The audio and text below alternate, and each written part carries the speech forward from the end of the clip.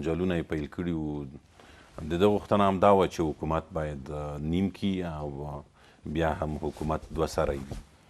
د نن ورځې پورې هم دوی همدا کوشش کوي چې څنګه وکولی شي د ډاکټر صاحب اشرف غني څخه د قدرت نیم کي. ډاکټر صاحب اشرف غني په ډاګه دوی ته په هغه وخت کې ویلي وو د کمپاینونو وخت کې، اوس هم په دې ټینګار کوي چې یوه ترخه تجربه چې د هغه د ملي یووالي حکومت و، حکومت دوه سری شو. موږ تاسو د ملت دپاره هیڅ ونه کړل بې د ناورینونو څخه. هغه څه چې موږ باید کړي وای هغه ونه شول. هر څه چې شوي دي ټول منفي دي. بنان بیا نه غواړو چې په دغه لار لاړ شو. اختلاف دلته دی.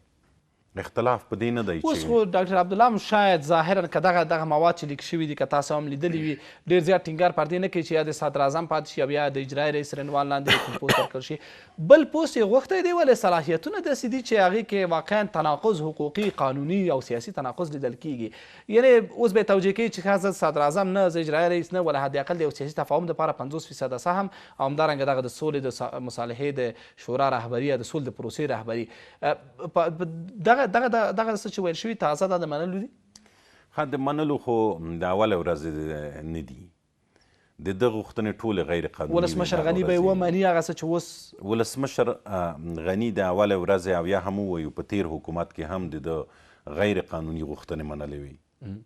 په اوس کې هم د څومره نرمښت چې ورسره ښیي د دې علت هم دغه دی چې قانون ماتیږي دلته، بیا قانون د پښو لاندې کیږي او د ده غوښتنې منل کیږي. او دا بیا په دې معنا ده چې ټولې ټاکنې کومې چې شوې وې دغه د غیر قانوني وې او دا په دې معنا چې زه تاسو حق منځګړیتوب څنګه ارزوئ؟ عملا منځګړیتوب د څو مطرحو څیرو لخوا روان دی او شاید هم د همدې منځګړیتوب نتیجه وي چې تقریبا دغسې یو مرحلې ته رسیږو چې دواړه لوري خپل وړاندیزونه لري او شاید هم ځینې وړاندیزونه مجبورا پر دواړو لوریو منل کیږي.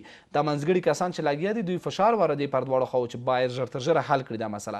دا فشار مثبت دی؟ دا منځګړیتوب مثبت دی؟ ښه، په افغانستان کې منځګړي چې یوې مسلې ته یوې دعوې ته دننه کیږي هغې ته موږ مرکه وایو. دا مرکه چې کله ځي د دوه کسانو او یا د ډلو ترمنځ جنجال وي، د دوی تفاهم په یو شي وي، هغه دا دی چې 50-50.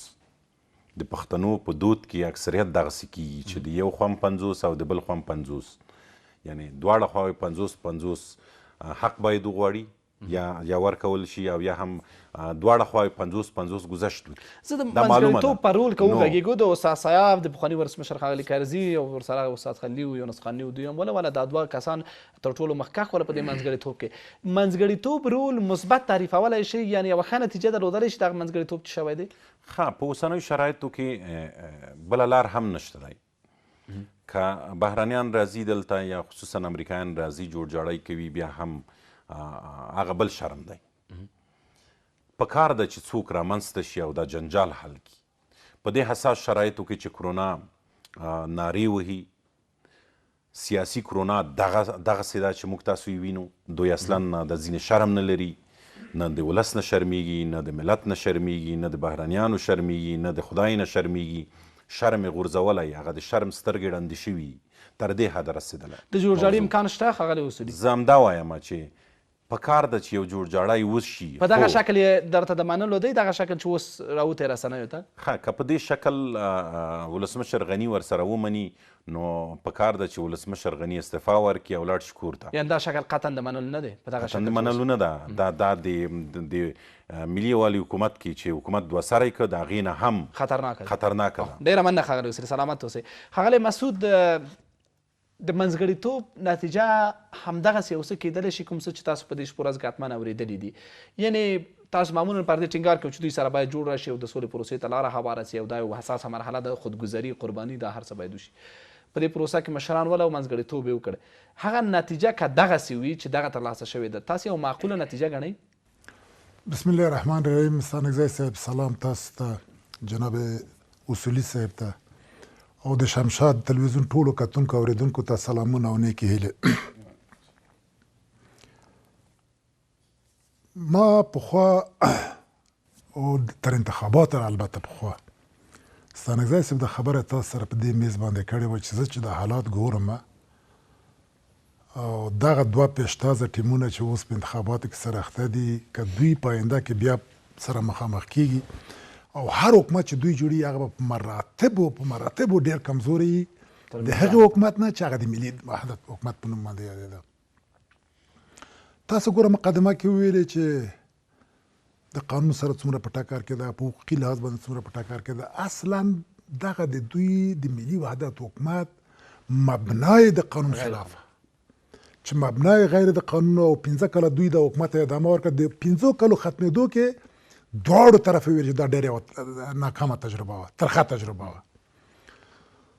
اوس لکه دا کوم شی چې تاسو وایي چې دا اوس لیک شوی ده په ځینې رسنیو کې، زه چې دغه ګورم په دغه کې نه د افغانستان د خلکو ملي ګټې په نظر کې نیول شوي دي، نه د افغانستان د خلکو فقر او بیچارګي او بدبختي او یووالی اتحاد په نظر کې نیول شوی ده.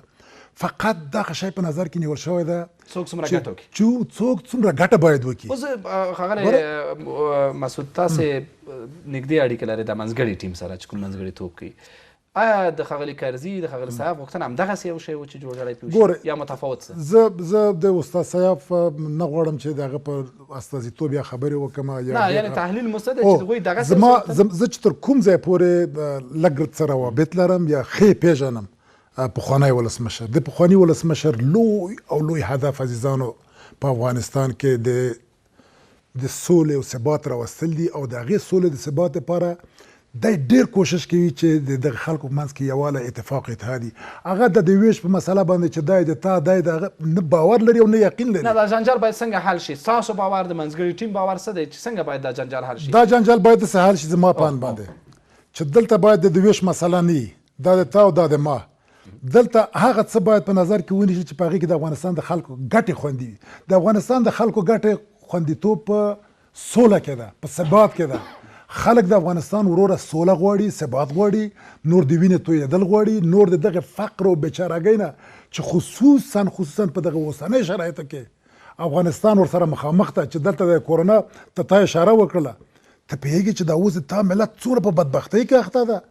که کومک هم کېږي تر یو مسکین نه تر یو فقیر نه مالداره ډېر هغه ته مخکې ورځي. تطبیقي پروسیجر څه دی چې ډاکټر عبدالله او ډاکټر غني په څه ډول یو حکومت یا په څه ډول یو جوړجاړي سره توافق وکړي؟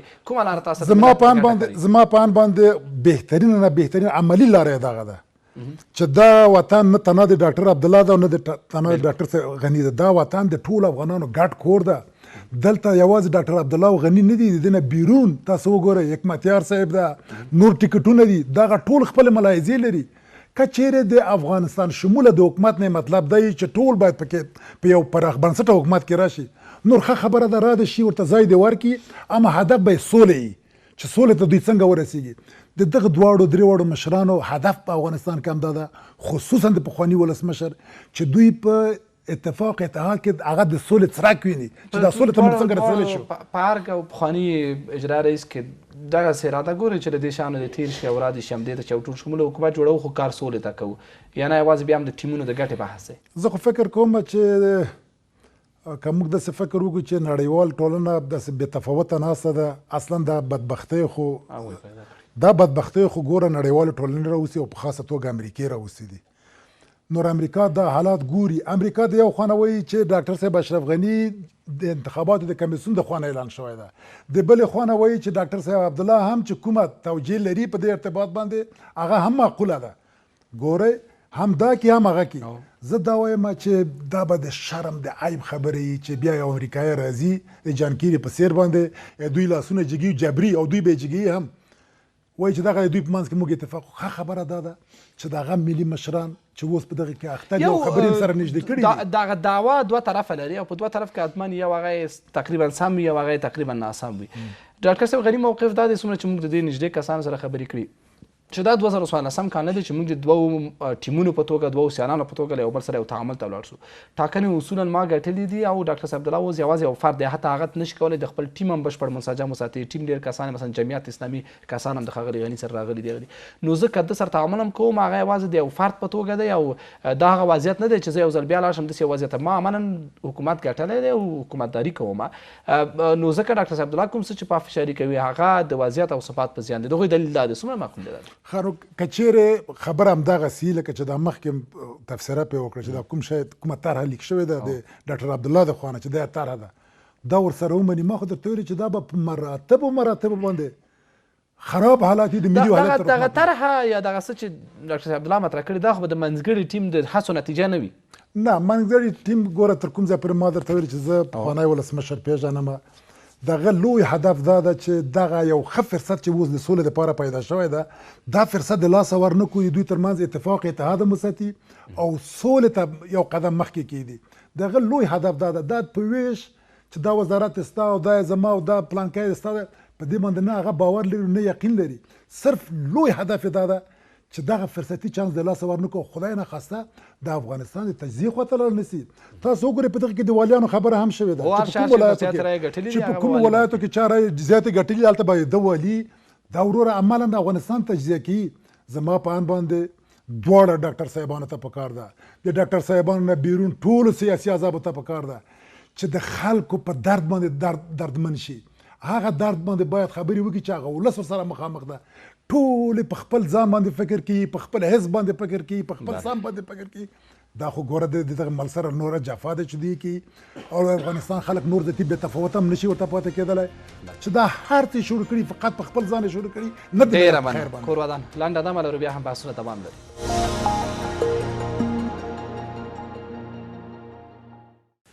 بیا هم ښه راغلاست. ښاغلی اصولي ښاغلی غني مجبوره دی فشار پېشته چې شاید داسې یو څه ته غاړه کېږدي چې دی نه خوښوي. مجبوریت کچه یې په کوم حد کې ده چې سبا ته پر دې توجیه شي چې د دغه توافق چې ځکه ډاکټر صاحب عبدالله سره داسې یو تعامل وکړ چې لکه که دغه تعامل مثلا ومنل شي کوم چې دا اوس لیک شوی دی. وزیر صاحب ویلي چې قطعا هېڅ هم پکې د ولس په ګټه نه شي، یوازې شخصي ګټې او ټیمي ګټې دي. که دغسې یو څه مني واقعا دا به د مجبوریت نتیجه وي. دومره مجبوریت شته؟ زه فکر نه کوم چې ولسمشر غني دا طرح ومني. مجبوره دی که نه؟ فشار شته؟ فشار موجود دی. فشار موجود دی. فشار اولین فشار موږ تاسو وینو دی خوا کرونا ده، دی خوا دوی لاسوګروان دي سره دوی په خپلو کې انرژي مصرفوي. د هغې په ځای چې د کرونا په مخنیوي کې او د افغانستان د مشکلاتو په حل کې لګولی وای، دوی په خپلو کې لاسوګروان دي سره انرژي دلته مصرفوي. دا هم یو فشار دی. تر کله میاشتې ووتې دا جنجالونه دي.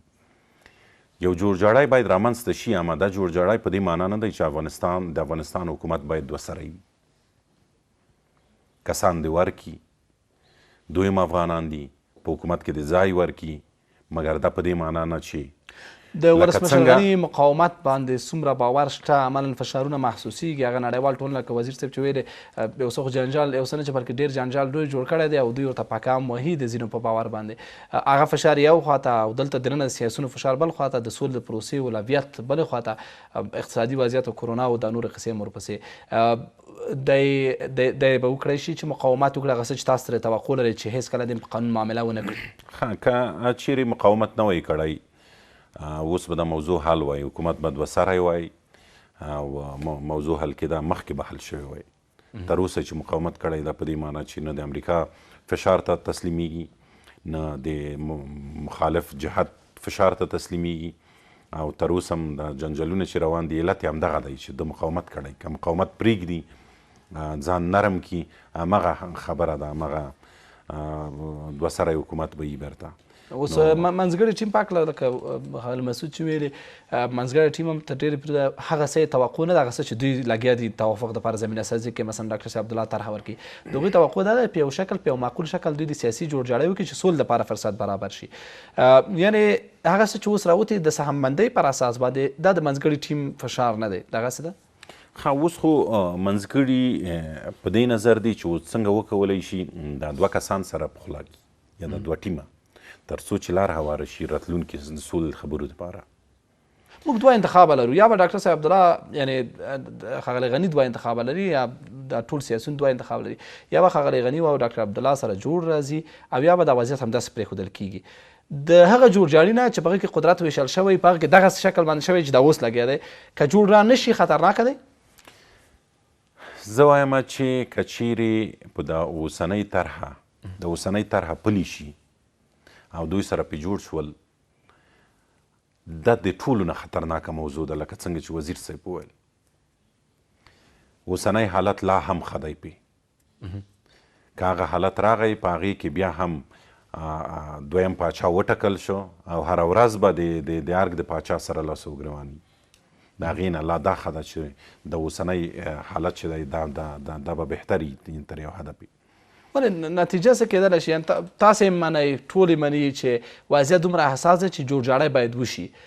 ولې دا جوړجاړی هېڅوک نه تعریفوي.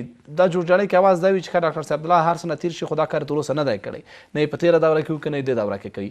او که دا جوړجاړی معنا دا وي چې بیا لاړ شو دوه سري حکومت ته، هغه تاسو ته د خلکو ته ولس ته د منلو وړ نه دی. که موږ جوړجاړی تعریف کړو نو کوم تعریف ورکوو؟ ښه د فرق کوي د هر چا د هر ټیم له نظره. که د ډاکټر صاحب عبدالله ټیم یې تعریفوي هغه دوه سری حکومت دی. د ډاکټر صاحب غني ټیم یې که تعریفوي نو یو سری حکومت دی. واک ورکوي خو غیر مستقیم، یعنی دی باید اجرایوي صلاحیت ونه لري. ولس وایي چې خدای دې وکړي چې هر څه کوئ موږ د کرونا خلاص کوي او دغه د ډوډۍ چې بېګا ته را رسیږي پرېږدئ چې دغه دوه مړۍ وخورو، دې ته م ارام پرېږدئ. نو نظرونه مختلف دي. سیاسیون وایي چې تاسو سره جوړ شئ تر څو چې موږ وکولی شو د کرونا سره جنګ وکړو، د سولې خبرې اترې په نرمه پر مخ ویسو. امریکا ورته ناسته ده چې تاسو نور هم لاس وګرېوان شئ سره، لا چې نور هم ضعیف شئ، تضعیف شي د حکومت، تر څو چې خلک هم ووایي چې ستاسو نه خوا طالبان هم خو هغه دې راشي. موږ له اوسه دومره جنجال لرو. تاسو وګورئ یو څوک چې د جمهوریت په صف کې ولاړ دي ظاهرا مثلا د نظام کې ډاکټر صاحب الله هم د نظام کې و، ډاکټر صاحب غني هم، کرزی صاحب هم، دا ټول په دې نظام کې. موږ دلته عملا دومره اختلاف لرو چې د حکومت پر ویش باندې په میاشتو جرګه کېږو سره جوړ نه راځو، چې حال دا چې تقریبا ارزښتونه شاید مشترک وي، حد اقل هغه ګټې مو شاید په عمومي توګه باندې مشترک وي. څنګه توقع کولی شي په داسې یو بحراني حالت کې به موږ د توقع چې طالب بین الافغاني مذاکرات په 3 میاشتې کې ختم کړو او توافق هم وکړو، طالب راولو قدرت ته؟ فکر نه کوئ موږ امتحان خپل ورکړ شاید ډېر ژر جوړ نه شو؟ د جوړ راتللو مسله خو افغانانو تاریخ په اوږدو کې په ډېرو مسایلو توافق کړی، خو داسې جنجالي مسایلو کې ډېر زر نه سره جوړېږي. بیا په داسې شرایطو کې چې تر شای نور خلک وي او ډوډۍ ورته ورکوي، اوبه ورته ورکوي، دوی بیا کله هم نه سره جوړېږي. امریکا ناسته ده، یو طرف ته هم به بوزئ وایي د ورته، بل طرف ته هم همدا کار کوي. افغانان چې راونوځي دا جوړجاړی ناممکنه دی. تاسو ولیدل دغه دوه ټیمه نه سره جوړېږي. اخوا هم امریکا ورته وایي چې تم ښه وایي، دې ته هم وایي چې تم ښه وایي. دواړه نه دي سره اچولي. دا د چا کار دی؟ د امریکا کار دی. که امریکا غږ پرې وکړي چې زه دلته بل حکومت ترڅنګ نه منم، دی کیني، دی غږ هم نه کوي. مسله دا ده چې درته وایي چې تا ته د پردې لاندې پیسې هم درکوم، در سره هم یم، خپل حق دې غواړه. د حق په دې معنی چې غیر قانوني او که قانوني مقصد ته دا کار باید وکړي. اوس کله چې تضعیفول دپاره پر ښاغلی غني دوه فشاره دي، شاید هم پر ډاکټر عبدالله د خپل ټیم موږ چې څومره معلومات لرو هلته ښاغلی معنوي او ښاغلی صلاح الدین افغاني او دا خلک ډېر فشار واردوي پر ډاکټر عبدالله چې یو تعامل ته ډېر زر نږدې نیسي سره. هلته هم شته داسې کسان چې مخالف دي د یو داسې تعامل چې په هغه کې دواړه لوري سره نرم شي. او شاید هم دې خوا ته ښاغلی غني مثلا عملا تاسو وایي چې په دغه شکل جوړجاړی که کوي دا دې نه کوي او دې نه همدا اوس وضعیت ښه دی. او بل فشار پیدا ده چې نړیوال ټولنه او سیاسیون پرې فشار وړي چې سولې پروسه مخکې لري، باید جوړجاړی وکړي، په هر شکل کېږي جوړجاړی وکړي. په دې دواړو طرفو ته دواړو وضعیتونو ته په کتو سره توقع کېدی شي چې موږ د ژر د ډاکټر صاحب غني او ډاکټر صاحب عبدالله ترمنځ یو توافق شاهدان واوسو. معلومات څه وایي؟ ښه ته ډېره خو مسایلو ته عمومي مسایلو ته نږدې شوي دي. په هغې هغه څه چې د جنجال وړ وو د هغې پوړیو څخه راتېر شوي دي. مسله دلته صرف په دې کې ده چې اجرایه صلاحیت باید څنګه شي. که دا هم حل شي فکر کم چې موضوع حلیږي. خو دومره ویلی شو چې په دې حساس شرایطو کې چې دواړه ټیمونه تر یو حده ګذشت ونه کړي، ناممکنه ده چې یو هدف ته ورسیږو. امریکایان ناست دي، بهرنیان په عموم کې ناست دي، ګاونډیان همدې ته متوجه دي چې اوس څنګه وکولی شي چې دوی د دې شته فرصتونو څخه د خپل ځان په ګټه استفاده وکړي او موږ خپله انرژي په خپل منځ کې مصرفوو. سره د ټولو مسایلو ته په کتو سره پکار ده چې په لاس کې لاس سره ورکړو. دریمه مسله بیا دا ده چې زم په دې نظر یم چې که حالاتو په دې ډول دوام وکړه، حکومت دوه سری کېږي، نو د دې ټولو څخه بیا موږ ته طالبان ښه دي، را دي شي نرغوندي. موږ د طالبانو سره لاس په لاس ورکوو، دوی د راشي په نظام کې د ګډون وکړي، نظام د په لاس کې واخلي، واګې د په لاس کې واخلي، هغې سره بیا نه احمد څه ویلی شي او نه محمود څه ویلی شي. هغې کې 50% نشته، هلته نه د جمهوریت او د امریکایي ډیموکراسي لاندې څه شته دي چې د امریکایي ډیموکراسي لاندې دوی حقوق غواړي، غیر قانوني قانون اساسي د پښو لاندې کړی وي او په جیب کې نورو ته راباسي چې ته په دې راسره ځه، خپلې د پښو لاندې کړی وي، بیت المال یې وخوړه، بیت المال یې چور که، غصب یې وکړه، کوڅې غصب کړې، د خلکو څخه یې مالونه واخیستل، جایدادونه یې ترې ونیول، دوی نه مړیږي، دا به کله مړیږي. ډیره مننه دې دپاره طالبان پکار دي. ډیره مننه سلامت سي. ښاغلی مسعود، یو څه باید ګونګ پاتې نه شي. مثلا موږ عمومي بحث کوو، دوی دواړه سره جوړ راشي، دوی دواړه مسؤلیت لري سره جوړ راشي، دوی دواړه د سوله اولویت وټاکي. ولې تر هغې چې موږ په دې بحث کې سلامت او ملامت نه یې معلوم کړی، یا حد اقل هغه طرف چې فکر کوو چې تر بله ښه دی یا خودګذري یې کړې ده یا خبرې اصولي او قانوني بنسټ لري، هغه باید مشخص کړو. هغه چې تقاضا وي مثلا نامشروع دي یا ټینګار یا مقاومت نامشروع ده، هغه باید که ښاغلی غني دی که ښاغلی عبدالله دی دا واضح شي. یعنې که په واضح ووایم موږ د سولې استثنایي فرصت په لاس کې لرو، سیاسي مخالفتونه دا فرصت تر یو بریده ضایع کولی شي. که ضایع کېږي په دې دواړو کې مسؤل بیا تاسو ته څوک دی یا ولس ته څوک دی؟ هغه څه چې دوی پې توافق وکړي، مثلا ښاغلي غني نه متقاضا څه ده، ښاغلي ډاکټر صاحب عبدالله نه متقاضا څه ده، هغه باید واضح شي. اول خو زه په دې اند باندې یم چې کوم مشران چې اوس دوی په منځ کې سره اخته دي او ډېر په جدیت سره تلاشونه کوي، که خدای مه کړه دوی نتیجې ته ورسره ونه رسېدل، دوی باید وضاحت ورکړي ملت ته چې دا ګرامه یا په ولسمشر کې وه یا دا په رئیس اجرایه کې وه، دا وضاحت یې که ورکړه بیا ملت خپله قضاوت کولی شي. اوس خو دوی اخته دي. موږ په مجموع کې ټول د افغانستان خلک د جوړجاړي طرفدار یو، داسې یو جوړجاړي چې په هغې کې که 10% خیر دی دوی 90% خیر د ملت یې پکې، دوی متاسفانه 95% خپل خیر پکې غواړي او 15% خیر که د ملت یې هم غوښته، هغه به هم داسې یوه تشریفاتي خبره وي. ګورې جناب ستانکزی صاحب، زه د جناب اصولي صاحب خبرو ته په احترام، زه په دې باور او یقین لرم چې دغه پامپیو راغی، پامپیو او دلته راغی، د یوه سره یې مکتل، بل سره یې مکتل، ولاړ $1 میلیارډ یې پې کام کړل. که دی د زړه وغواړي چې یو ټلیفون هم د واشنګټن ورته راوکړي که نه، او دوی به دلته دغه ټلیفون ته دغه څه وایي چې بس ومې منله، دا رقم نه ده لکه چې دوی د سره اخته دي چې موږ هېڅ شی هم نه منو.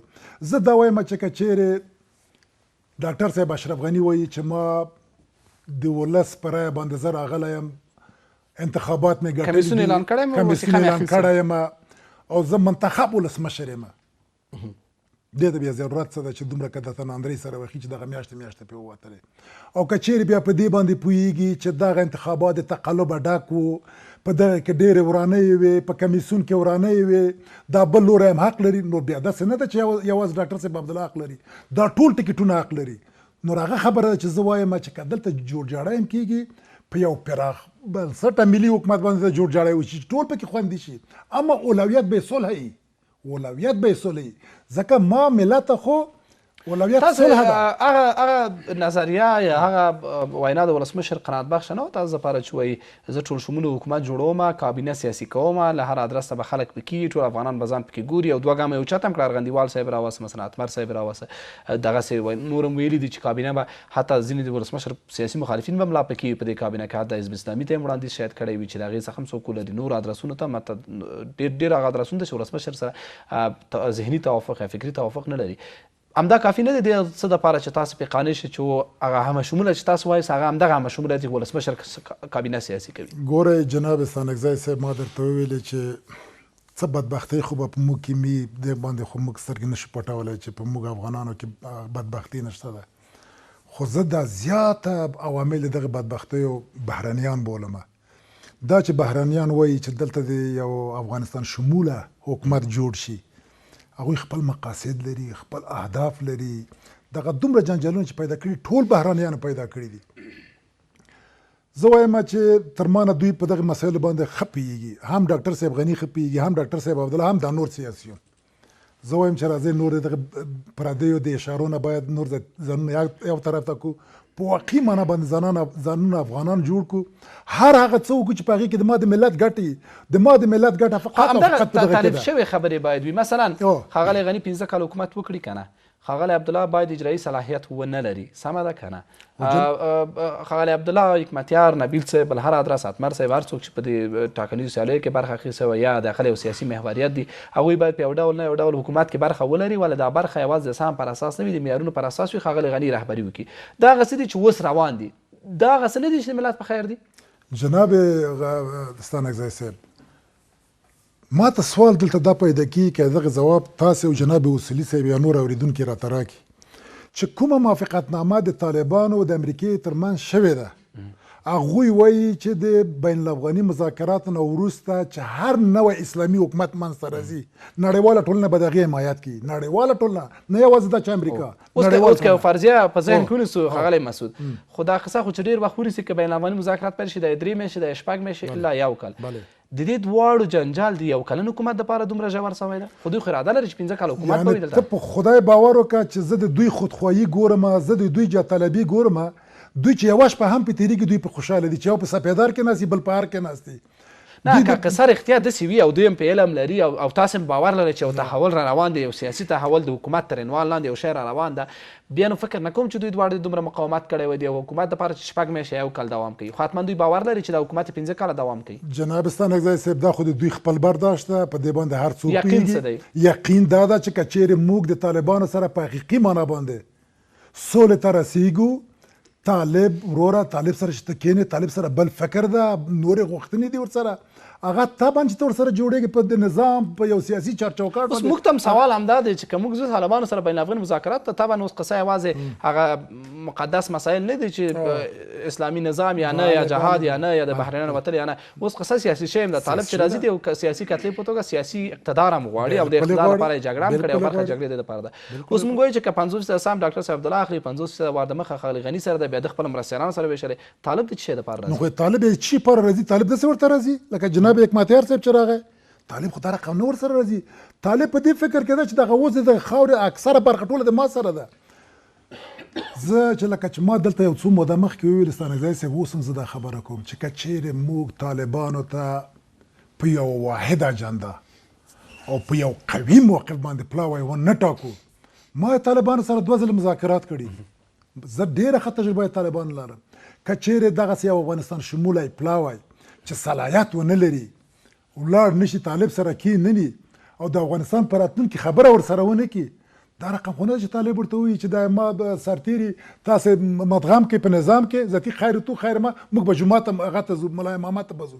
دا رقم بیا که قصه داسې وي نو او هلته طبعا چې یو تحول روان دی او بیا کله چې هلته دا سیاسي ناندرۍ ګوري نو بیا دا په دې معنا ده چې دلته یو باورمندي دا هم شته چې 15 کاله به طالب سره موږ توافق ته نه رسېږو. شاید اراده هم دغسې نور که دوی نه رسېږي ورسره، دوی خو همدغسې نو جنجال خو دغسې روان ده. بله دوی خو په همدغه فکر باندې ځکه خو سهم د 6 میاشتې دپاره نه ویشي. بله دوی خو په همدغه فکر باندې دي. لیکن دلته که ته یو پایداره سوله غواړې په افغانستان کې، تلپاتې سوله غواړې چې د جنګ ټول عوامل ورک شي، نو طبعا ته به طالب سره یو سیاسي جوړجاړي ته رسېږي. لهذا دا ماته معلوم دي، زه دا پېژنم. 40 کاله دغه ناورین کې زه لوی شوی یم جناب ستانکزی صاحب. ولا په بله که دوی ته د افغانستان ګټې معتبري، ولا که دوی ته د افغانستان د یتیمو د کونډې او د بیچاره ګټې ورته یتیم، فقط خپل شخصي ګټې پیسې دوی پیدا کړلې، دنیا دوی پیدا کړه، جایدادونه دوی پیدا کړل، په بهر کې ځایونه دوی پیدا کړل. دوی اصلا هېڅ مړښ نه لري، هر څه دومره ډېر زیاته. لهذا زه دا وایم چې هر څه وکړل دا کافي ده. راځئ نور د دغه ملت په خاطر باندې، د خدای د رضا په خاطر باندې او د ملت په خاطر باندې تر دغه هر څه تېر شئ. هر هغه څه وکئ چې په هغې کې د ملت ګټې خوندي او د ملت ګټې خوندیتوب یې فقط او فقط په یو تلپاتې او باعزته سوله کې ده، نه د دوی په تقسیماتو، نه د دوی په تقسیماتو کې. که تقسیماتو باندې موږ جوړېدلی یا د وطن آبادېدلی، 15 کاله دوی افغانستان نور هم شاته واچوي. یو بل څه چې عامو خلکو ته واقعا د مسخرې وړ بحث دی دا چې که موږ هر ځل زو ټاکنیز ټیمونه خپل منځ کې د تقسیمات کوو، قدرت ویشو، دا ټاکنو مصارف، دا قربانۍ، دا وضعیت نو ولې رامنځته شوی دی؟ دنه بهتره ده چې هر څوک کاندید ول همغه د دماغ خپل وزن په تناسب سهم له سره واخلي. جناب ستانکزی صاحب، په تاسف سره باید وایم موږ دیموکراسي وشرموله، موږ انتخابات وشرمول، موږ جمهوریت وشرمو، موږ خو د هر شي د نوم نه استفاده وکړله، غلطه استفاده. په والله بله که اوس لا د چا د خلکو باور د په انتخاباتو باندې راشي ولا که د لا په جمهوریت باندې راشي ولا که د دا چې دا وایي چې قانون اساسي پلی کوم قانون اساسي موږ په د شپږو کلو کې د پښو لاندې ډېره مننه سلامت سه ښاغلی مسعود. ښاغلی اصولي د طالبانو بحث د سولې د نتیجې بحث د یو سیاسي تحول بحث هم یو بحث دی.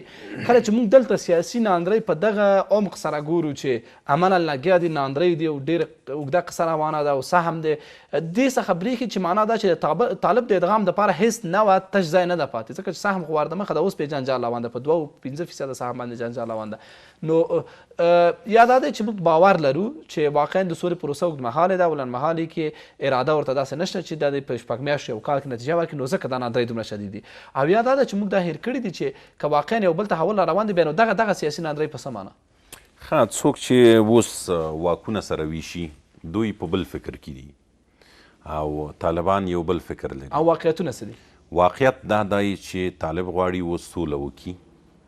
حکومت باید د خپلو جنجالونو د حل دپاره عاجل په کار شي جنجالونه حل کړي او د دوی سره خبرې شروع کړي.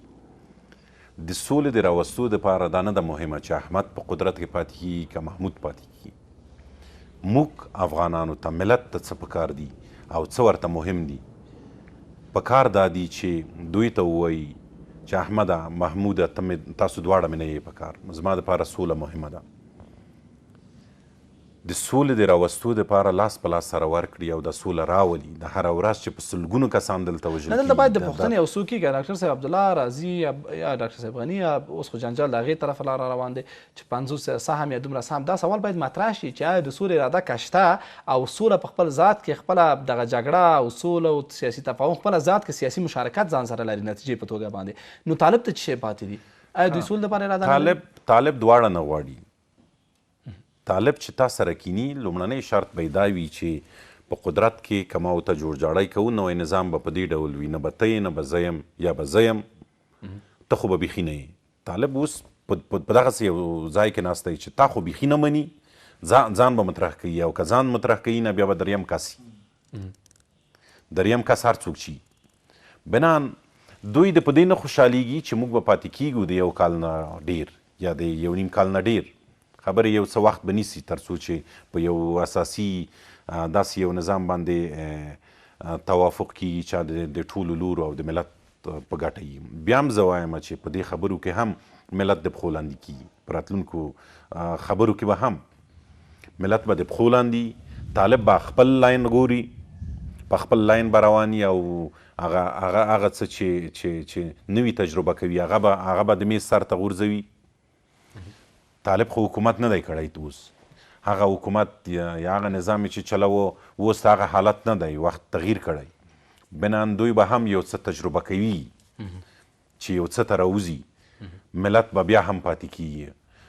زموږ ډېر مشکلات دغه سیاسي جنجالونه چې ګورئ دې ته په کتو قضاوت کولی شئ چې په عموم کې نه ښاغلی غني نه ښاغلی عبدالله نه د نور سیاسون یعنی عموم کې دې خواته کوم صف چې دی دا کوم صف چې باید د طالبانو سره لاړ شي یو تفاهم او یو مذاکرې وغه ته دغه صف کې د سولې لپاره اراده شته د سیاسي جنجالو ته چې ګورئ؟ ښه اراده شته ده. دوی وایي چې موږ باید د سولې لپاره کار وکړو او روان هم دي اوس هم د بندیانو خوشي کول او د پلاوي ټاکل دا په دې معنی چې دوی غواړي سوله وشي. مګر مسله دا ده چې اوس هغه خوا د ارګ په مقابل کې چې دی هغه خوا غیرت نیولی ډغرې وهلي دي په غلطه تخیلي ډول یې قسم لوړی وکړه چې زه ولسمشر یم او په اصل کې نه ولسمشر دی او نه اجرایي رئیس دی څوک نه دی عادي تبع د افغانستان دی. اوس دوی غیرت نیولی او د ده په خوا و شا کې خلک چې دي هغوی نه پرېږدي چې اوس گذشت وکړي. یو ډول وایي چې یا به مړ کېږم یا به یو ځای ته رسېږم په جهان د ننګیالي دي دا دوه کاره همغه مسله ده. نو دومره وایم چې د خپلو شخصي غوښتنو د تیر شي د ولس دپاره د ګذشت وکړي دواړه لوري خو دواړه لوري دا په دې معنا نه ده که چیرې دوه سری حکومت راغی په راتلونکي د سولې خبرو به هم اغیز به منفي بیا به هم نه سره جوړیږي ځکه بیا هم معلوم شو د جمعیت ولسمشر به بل یو وي او د نورو افغانانو ولسمشر به بل وي. دلته هم دوه خبرې به وي دوه پلاوي به وي بیا څوک جوړوي سره یعنی یعنی امریکا هم غواړي چې داسې یو حالت وي تر څو چې طالبانو ته خلک لبیک ووایي او ښه راغلاست ورته وکړي. یو لوري څخه تاسو ولسمشر رسوئ چې مقاومت دې وکړي په هغه شکل چې مخکې تللی مقاومت یې ښه نتیجه ورکړې ده د دغه مقاومت دوام لا هم ښه نتیجه ورکولی شي. ښه هغه لوری بله لار نه لري که غواړي چې کابینه معرفي کړي کابینه د معرفي کړي چیرته یې کینوي چاته یې معرفي کوي د کوم ځای فنډ ورکوي وزارتونه یې چیرې دي قواوې چیرې دي یعنی یو تخیلي جمهوریت یا پاچاهي به وي لکه زه چې اوس یو پاچاهي اعلان کړم ته اعلان کړې احمد و محمود اعلان کړي دغسې یو مسله به وي. یعنې مجبوریت ډېر هغې لوري ته ده بنان دوی مجبور دي چې هغه څه ومني چې قانون وایي. قانون خو نه پلی کېږي که قانون پلی کېږي ولسمشر معلوم دی د ټاکنو کمیسیون فیصله وکړه وثیقه یې ورکړه ولسمشر معلوم شوی دی هغه خوا زور کوي بې له زوره نور څه دي. هره ورځ ګورئ دا د ډاکټر صاحب عبدالله خواوشا چې دي په افغانیت باور نه لري. ځینې کسان دي زما سره په فیسبوک کې اډ دي هره ورځ د افغانستان د تجزیې سورې وایي و خدایم غرق که اوس هم په ګټو باندې په هغه څه جنجال دی چې واکونه دي پیسې دي په هغه څه جنجال دی د افغانستان تجزیې ته ولې سترګې پټوي مړې کوي ورته او دا په وار دا وایي افغانستان تجزیه کوم دا څه معنا دا په دې معنا چې که زما ګټه خوندي نه وي افغانستان ته نه غواړم. بنان ولسمشر ته پکار ده چې یا د جدیته کار واخلي او یا هم داسې یو چل وکړي چې استعفا وکړي خپل وځي. جدیت دا دی ترڅنګ یې که قوا استعمالولی شي قوا د استعمال کړي قوا نشي استعمالولی په هیڅ ډول د دوسري حکومت طرحه ورسره ونه مني ځکه که چیرې دوسري حکومت طرحه ومنله بدتر حالت به د دې نه راروان بیا د طالب ته ووایي طالبه بخیر راغلی خپله د استعفا وکړي طالب ته د ارګ وسپارینر غوندې را دې شي دلته د کیني بیا د طالب سره دوی حساب کوي چې نیم ماته راکړه 50%. ډېره مننه سلامت سي ښاغلی مسعود کا جنجال